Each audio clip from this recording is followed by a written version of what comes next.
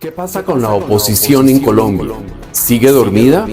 ¿Va a despertar faltando poco más de un año para la primera vuelta de las elecciones presidenciales? ¿Qué propone la oposición en Colombia? DJP, Ingeniería Electromecánica, presenta. En CETX, Jaime Restrepo Vázquez está atizando el fuego.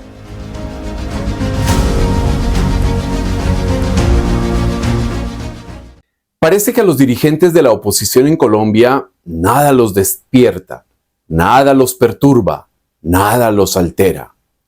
Para los políticos opositores a Gustavo Petro, uno o dos trinos o un video corto, porque si es largo nadie lo ve, son suficientes para cumplir con la labor opositora. Estamos a poco menos de 13 meses de la primera vuelta presidencial y las alarmas están encendidas en la ciudadanía que ve cómo prospera el proyecto petrista en todo el país. La realidad es que son millones los colombianos que observan con impotencia y con frustración el avance de la perpetuación de la mafia narcoterrorista que hoy rige los destinos del país.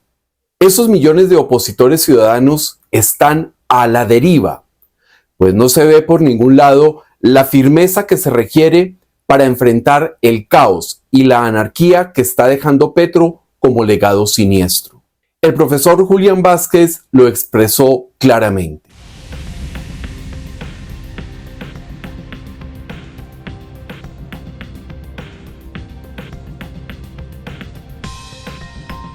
El anterior tuit es la descripción perfecta del desconcierto que padece esa Colombia que se niega a arriar las banderas de la libertad y de la democracia. Hoy por hoy, la oposición carece de propuestas para el incierto porvenir que nos espera, y en una muy limitada visión se ha dedicado a mirar el pasado y el presente, pero no arriesga su pellejo al tratar de mirar el futuro. Es más, la oposición y los numerosos precandidatos de todas las pelambres siguen rumiando sus diagnósticos sobre las actuaciones de Petro, como si eso fuera la panacea que permitiera retomar el rumbo en 2026. ¿Acaso alguien en Colombia no sabe que Petro es lo peor que le ha pasado a este país? ¿Será que la ciudadanía ignora los abundantes hechos de corrupción, la incoherencia, la ausencia de rigor discursivo y la piñata en la que Petro ha convertido los recursos públicos? Para los asesinos de nuestros héroes. Hola. En 1980, Gustavo Petro se aprovechó del sentimiento de frustración Con la ley 762, para vender la ley del quien fascismo, perteneció porque el único a ese terrorista que Estos indígenas son una plaga. Hay entre 3.000 y 10.000 bandidos disfrazados. las ínfulas de emperador de Gustavo Petro ya Ya basta de diagnósticos. Los ciudadanos merecemos un liderazgo opositor más osado y menos comodón. Se requiere una oposición con ideas claras sobre los mecanismos para corregir el rumbo y, sobre todo, un liderazgo capaz de concitar la unidad e incluso la valentía en los tiempos más difíciles de esta república. No le tengan miedo a eso. Son minoría y se pueden gastar toda la plata del mundo y se pueden robar toda la plata del mundo. Las inmensas mayorías de nuestro país estamos por la democracia y estamos por el fuera Petro. La oposición ha decidido subestimar a Petro y a sus huestes, viéndolo como un loquito desatado o como un mitómano que asusa mucho pero que no muerde. Esa oposición no ha escatimado adjetivos contra Petro, como incapaz, mitómano, delirante y bruto, como afirma Alberto Sierra.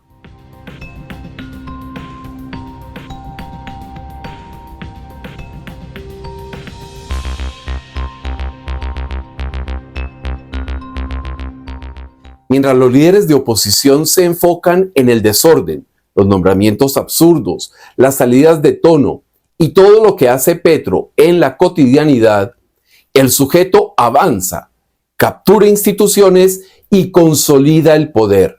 De hecho, el proyecto petrista no está fracasando, pues a Petro no le interesa gobernar bien, sino rediseñar el sistema republicano, lo que significa que al presidente le importan un pepino las soluciones de los problemas, sino el utilizarlos como pretexto para bombardear a la institucionalidad y al sistema democrático.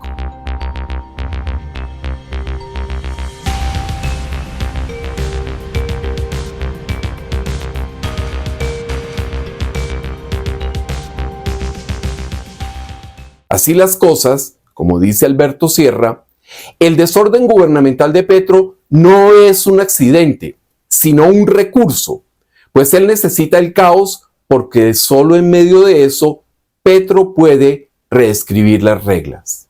Combatir el proyecto petrista con burlas en las redes sociales, grupos cerrados en WhatsApp o tweets de indignación no sirve.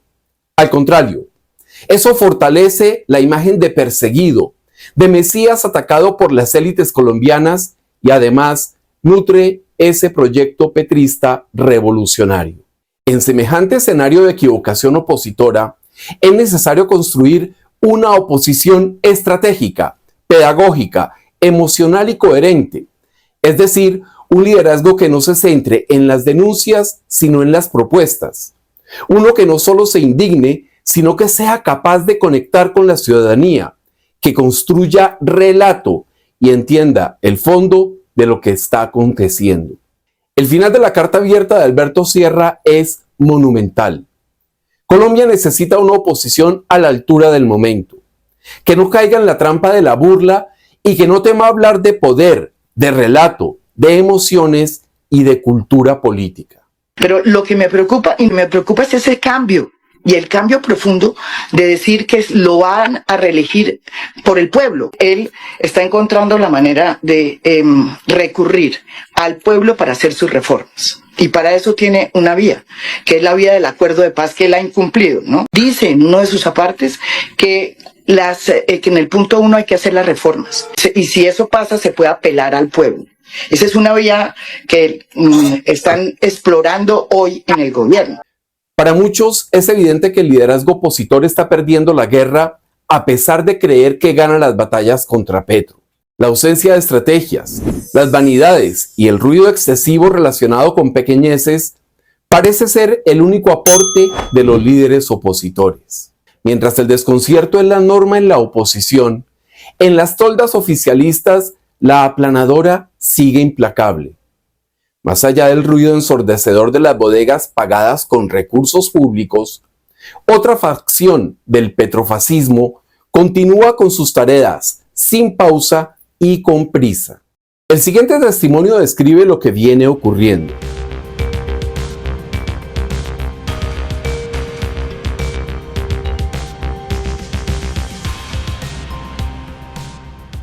Las huestes petristas consiguen salones prestados, así sea en iglesias, para impulsar la consulta popular de Petro. En una sola reunión, atestiguada por el ciudadano, se reunieron cerca de 80 líderes petristas convocados por una junta de acción comunal. La narración describe hechos ocurridos antes del 1 de mayo.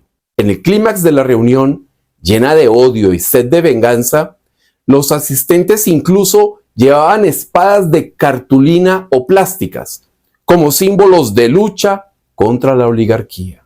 El ciudadano se muestra desconcertado, pues asegura que el petrismo está organizado, coordinado y aceitado, todo bajo el mando de miembros de FECODE. Esa gente está trabajando, están muy bien coordinados, afirma en su mensaje.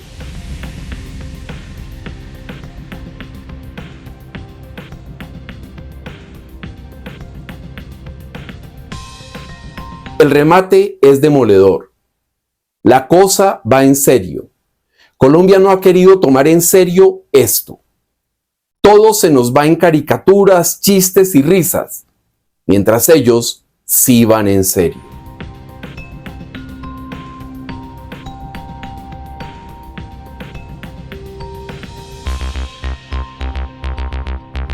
Ya basta de marchas, de arengas en las redes sociales, de tweets y de victimismo. Llegó la hora de un liderazgo audaz, que convoque un paro nacional, que lleve a la gente a las calles durante ese paro y que deje la cobardía a un lado.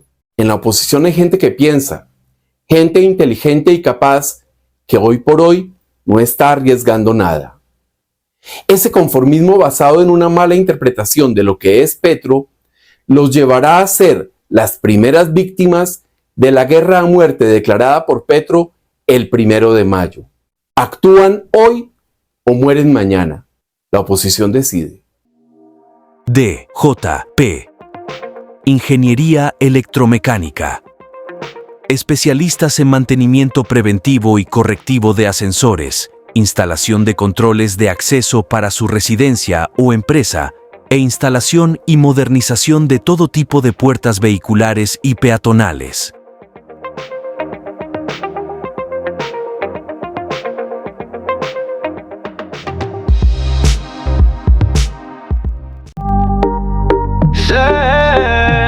TX Colombia, la contundencia de los hechos.